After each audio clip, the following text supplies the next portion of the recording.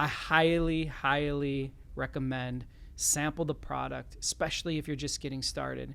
Make sure that you love it, wear it, wash it, then move into production.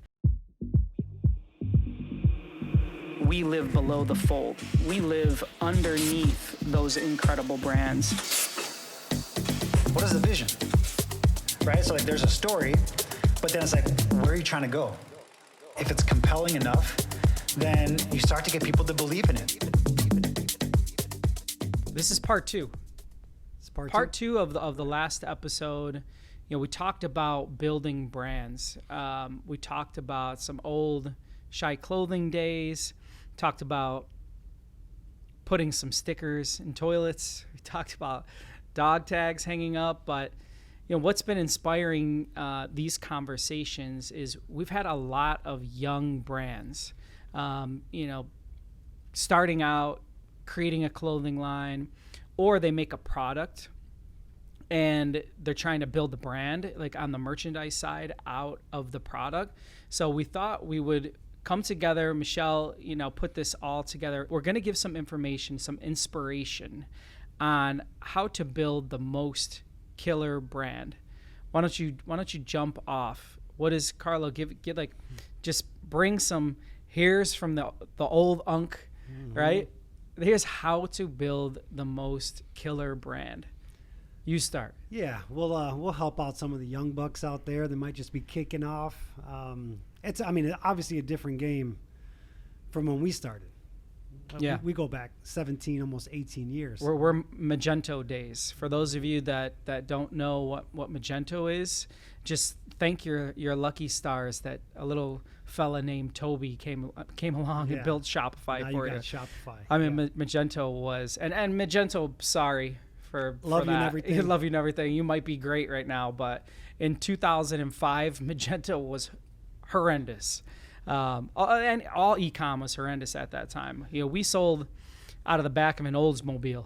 That was like our retail. You know, like it was a mobile store, if you will.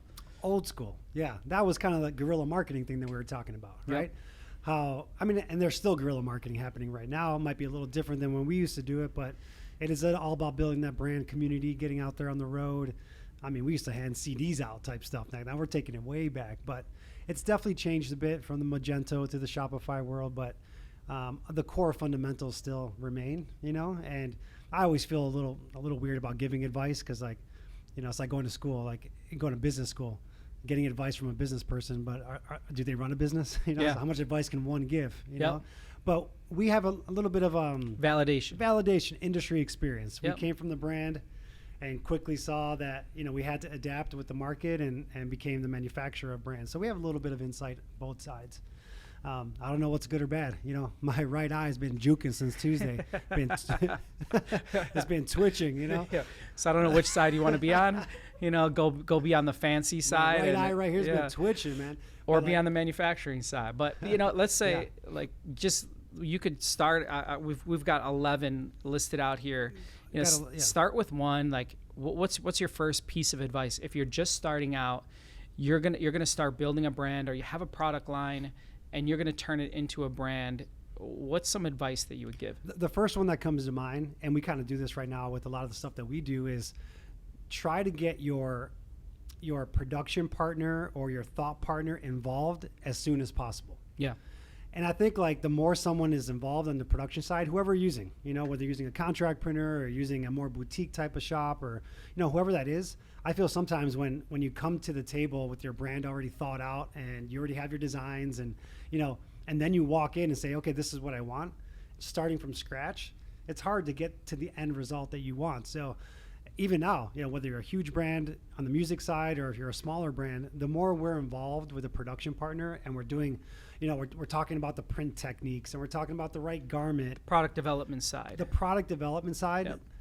You know, you got to choose the right partner because there are some, and I feel like, you know, this is still a classic industry. It's very old school.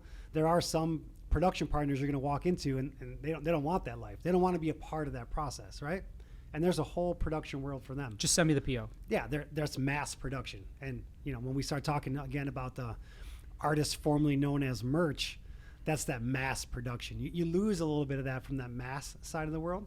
But, choosing the right production partner, but also one that you can get involved with and build that product line out, you get a little bit more, I guess, a look into what the end product can be. Yep.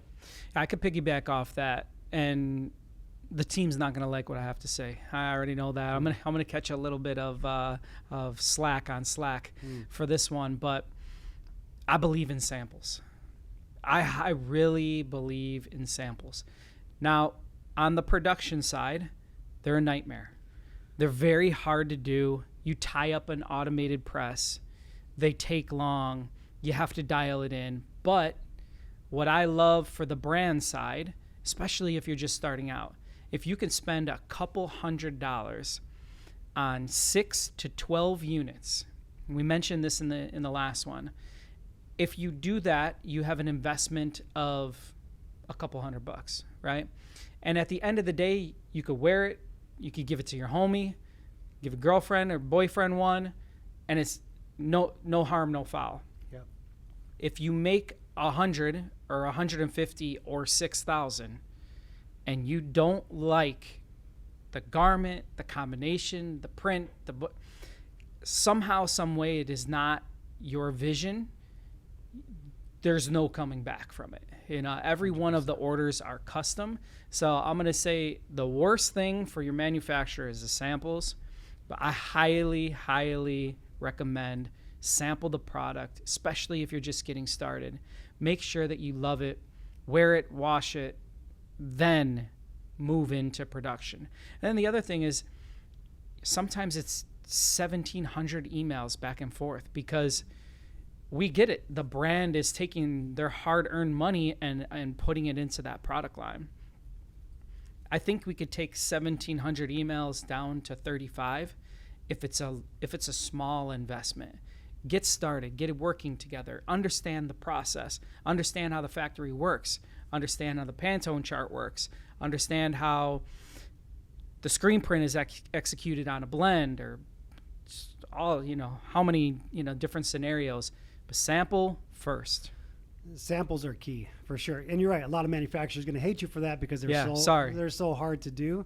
But take it from the two old guys in the room. We say this a lot in business almost every day.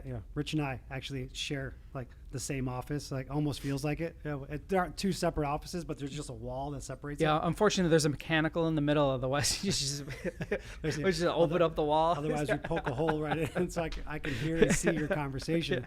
But that's the other part of working with your brothers and working with families. Like we're always riffing off each other, but take it from the old guys in the room. It's worth the investment. Yeah. It's one of those things. It does cost money. Yep. Samples aren't cheap. They are hard. You have to set up for 6 pieces. It isn't cheap. I mean, there are times when a sample could cost $200 a unit, Yeah. It's worth it though. I know it's scary. You want to run away from it.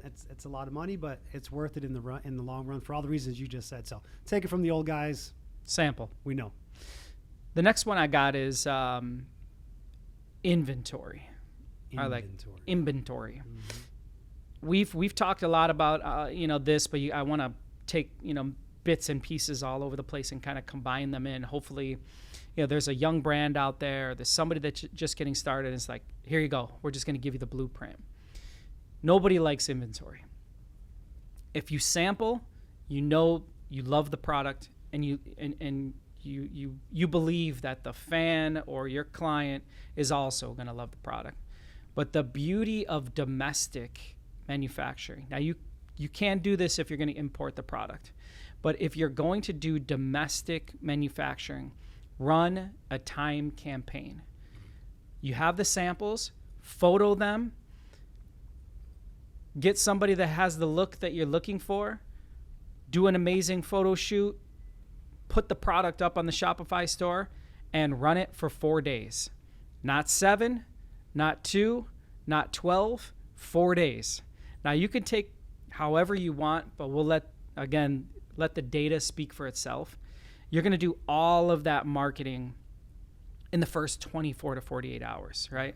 And put all your army of influencers in the first 24 to 48 hours. And if you pull that product down in 4 days, you will create a sense of urgency. There is nothing more important. I am the victim. I got to buy it. You're the buyer. I'm the buyer. I'm the perfect victim. You're the case study. The case study. If you tell me this product lives forever, I keep it in the cart. Anyone can have it. I wait for a discount code. I'm notorious. If Saks, I'm sorry, but I will leave something in my cart for 2 years to figure out when it goes down to 70%, and then I'll buy it because I know that here's how it happens. You put it up, it's new, you drive sales, you mark it down, and then I get to buy it. Yep. Yeah. Sense of urgency. Yeah. You got to buy now. Got to buy now. And I think that also helps with like testing the market, you know? Yep. Like doing those drop campaigns, you might do it on a thicker garment or a lighter garment or whatever the substrate is. And you get to see the buying patterns. You know, what is your audience? And we'll talk a little bit about audience, like, right? Yep. Like not every single person is going to like the same thing. And as you're building the audience and you're doing those drop campaigns, you can test different products, see what sells. If you do a drop campaign in 4 days and you close the store and you sell 12 pieces, Yep. maybe well, you have 12 samples. You got 12 samples. Ship them. Yeah, ship them right out. Yeah. Ship them out. So yeah, no, I agree. That's a good way to test the waters for sure. The next one is, there will be a place where not everybody's Kanye, right? Like not everybody can build a store that is password protected. Although we all aspire to be there, we all aspire to, hey, I could throw anything up and put it on the World Wide Web and people are going to run out and buy it. I understand that that's probably, and if apparel or hard goods collectibles is not your main business, that might be hard. So we have a strategy for that. We call them evergreen products. So our suggestion on the evergreen products, because you need to make the store look full. We don't want to have a store that comes up password protected and then you pull it off for 4 days and then on the 5th day somebody does go to buy it and then there's the password up. I'm not going back. So the best strategy we say is first and foremost, pick a 3PL that is great. Pick somebody who's going to ship the product out quickly, check the product in correctly, understand how to count, understand how to pick and pack, have an SLA that you trust, and produce at a reasonable quantity. My suggestion is 150 to 300 units. The price is right, the decoration is right, you're importing enough. If you need to bring the product in, you're pre-booking a product that's something special, dyeing, washing, whatever. You make 150 of them, go to the 3PL. You set those inventory limits. As the inventory sells down, if you want to keep that product up evergreen, send your manufacturer a new PO. Give me another. I came down to 10 per size, bring me back up to 150. I came down to 20 per size, bring me back up to 300. And if you have a partner, again, if it's domestic, even better, that could spin and move those products back and forth in 5 days, that's how you keep the store looking full. Yep. I like that you said 150 units. Take advantage of the price breaks. Yep. Right? Those are 2 price breaks that we know. 150 and 300. Good price breaks. If the partner, the production partner you're using might not be, the salespeople on that end might not be, intuitive enough to tell you, hey, you're asking for 48 piece production. They're going to price you out at 48 pieces. Ask, what is your price break? Yep. You might see that if you add 3 more units to that, it's going to bump you up to the next price tier. Yep. So that's a good point. Is take advantage of those price breaks. It's actually a great feature. Somebody should build a feature out inside their tech where you could actually see all the different price breaks and then see how much of a discount you get along the way. How about that? Yeah. We may just have released that feature, but we'll let my fellow nerds come in and talk to you about that feature. Yep, that's behind the scenes. Okay, we talked Evergreen. Let's get into audience. This is more your side. But what I wanted to mention was, I was just watching this video on Murder Bravado. Do you know who that is? He's an artist, but he's been recycling or remaking clothes for years. I followed him for New York guy, years, who just recently created the brand Who Decides War. Who Decides War. You guys know that brand? Who Decides War? No. Killer brand. But the point I'm trying to make is that if you're going to create a brand that will sit in a league of its own, it may take you years to establish that brand, just as he has. It took him years remaking recycling products, social media. If you're going to say, I'm going to make my namesake, right? Like, or I'm going to create a brand off of something I decide what it means, it's going to take a while. We can promise you that. Whereas if you can find an audience, right? Racing, a sport, a city, music, like-mindedness, whatever it is that you're into, if you can piggyback off of an audience that already exists, it's a cheat code. Yep. It is a great way to take what would take you 7 years and bring it down to 7 months. Now, you may have to worry about licensing, and you may have to worry about doing an official partnership or a collab or whatever the case may be. So, I'm not saying that that's just the easy part, but if you have the ability to latch on to an audience that is already giant, attempt it. 100%.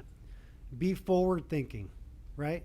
And I almost take it as far as like you're building a brand, but think about it as you're building a company, right? And I think we've always kind of like tried to teach that. Think about it like you're building a company, and then with that, you're going to build the audience along the way. And I heard that you were just talking about war, so I remember this term, war propaganda, and I just heard this term. I think it fits really good right now. It's like if you tell a lie long enough, it becomes truth, and that goes back in the day to war propaganda. Yep. But how many lies have we told back in the day? And it's not even a lie; it's more of an aspiration, right? Rich and I have some really good, like the product is shipping. The product is shipping. No, not even product. This is like we have some old school stories of like when we walk into a Goliath of a client. Yeah, okay. We are way too small to. We only have manual machinery at the time. We have no business walking into this potential customer and pitching our service. Like, what are you guys doing? Like, not even in the same world. Yep. And we walk in there and be like, you know what? We're hungry. We're new. We're just getting after this, and we won't let you down. We have too much to lose, type of mentality. Yep. But they get to saying, hey, so how many presses do you guys have? Yeah, 10. Yeah, we got 10. Yeah. How many presses you got? We got 22. Yeah. And like, yeah, you can say it's a lie. We didn't at that point have that. But we were eyeing them. But you know what? What's funny is like you tell a lie long enough, it becomes true. How many presses do we have now? Yeah, now it's 24. We don't have to. Now it's 24. We don't have to fabricate anymore. There's too many of them. I've been saying we got 22 presses for 10 years, and now we just hit that milestone last year. But you tell a lie long enough, it becomes true. Now, not the lie, not looking at it negatively, but believe. It's belief.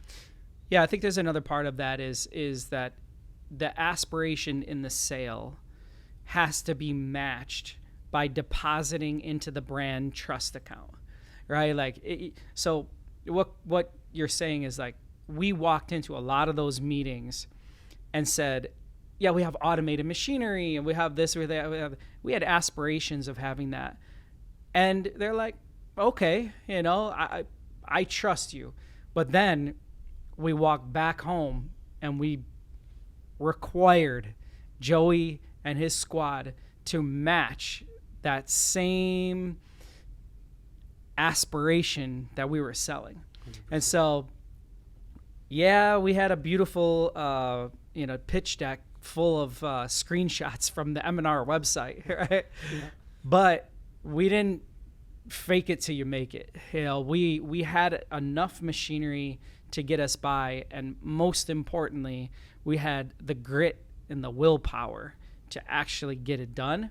And every time we got it done, we deposited that into that brand bank account. We deposited trust, one little penny of trust every single time. You have to, and then like, this is kind of like from the tech world, but like, you do something, you ship it, and you iterate. Yeah. Right? Nothing's ever going to be perfect, and you got to try. You got to make it better each time. Yeah, you just got to keep iterating and iterating and iterating. That's a good point. Yeah, and at some point it's going to land. It might be a different design, it might be a different demographic, it might be a different audience. Like, keep iterating. Yep. And those little failures are going to add up to a success at some point. Stay on it. Yep. The next one I wanted to go to is speed. And I think that the speed kind of goes back to back with like depositing in the brand trust account. I think the beauty of Shopify and the beauty of e-commerce, and even we're talking about TikTok Shop. Michelle and I are still trying to get verified, and I don't know who is Xi Jinping verify, or who the hell verifies here. Like I still can't get Culture Studio verified. Hey, TikTok Shop, if you're out Shout there, verify us, will you? But in a world where the e-commerce sale is so easy that Jeff created the one-click buy, right? You know how many clicks you had to do back in our Magento days? Like you had to put 200, you had to put your social security number in order to buy something, right? In the world of a one-click buy, if the client puts their trust in you, you must have speed to market. If you think that you can take someone's money and ship them a product in 2 months, I'm telling you the customer service is going to be brutal. Now, I don't believe that the world needs every face wash that day. Amazon, you destroyed us. Yep. But it's a reasonable time frame. I would say even 2 weeks. Most of the brands we're talking to are boutique in nature. They're newer in their careers, so to expect that you're going to get next day delivery on a piece of apparel that you purchase, I don't think anybody really has that position. But you got to have speed to market, and that's another deposit. Speed to market is a differentiator, 100%. But I like to call it like the send it attitude, right? Like get it, complete it, get it out the door, capitalize, and keep moving. But just get it done. Yeah, just get it done. Have that send it mindset, and it'll come back. Cool. All right. That's it. That's it. If you're starting a brand out, or if you're thinking about doing a brand, or if you're way along in your career and you don't believe in what we say, please hit us up. All the DMs, we monitor them. YouTube, please make a comment. We'd love to know what you think. And if we can help in any way, we're here. We got you.